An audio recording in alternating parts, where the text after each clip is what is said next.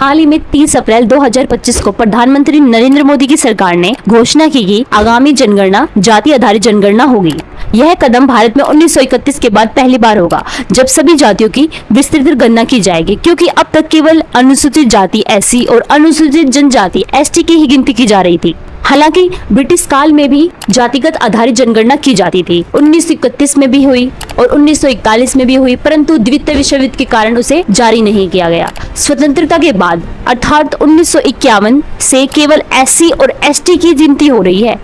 OBC, अन्य पिछड़ा वर्ग, अदर बैकवर्ड क्लास की कोई आधिकारिक गणना नहीं हुई, जिससे नीति निर्माण में चुनौतियां आई। आइए जानते हैं जातिगत जनगणना के संभावित लाभ क्या हो सकते हैं। पहला, सामाजिक न्याय और नीतिगत योजना। सटीक डेटा से आरक्षण और कल्याणकारी योजनाओं को बेहतर ढंग से लक्षित किया जा सकेगा। दूसरा, ओबीसी की वास्तविक स्थिति का आकलन, उनकी सामाजिक आर्थिक स्थिति का स्पष्ट चित्र मिलेगा, जिससे उनके लिए नीतियां बनाना आसान होगा। तीसरा, राजनीतिक प्रतिनिधित्व। जातीय आंकड़ों से राजनीतिक दलों को विभिन्न समुदायों के प्रतिनिधित्व को सुनिश्चित करने में मदद मिलेगी। चौथा, सामाजिक अनुसंधान।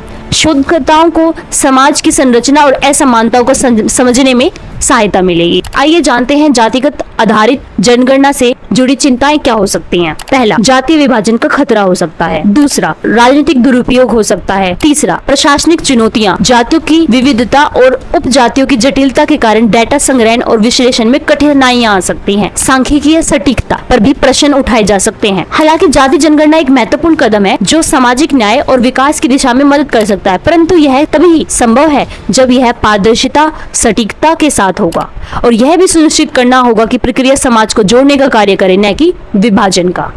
और अपनी राय आप कमेंट बॉक्स में बताएं। धन्यवाद।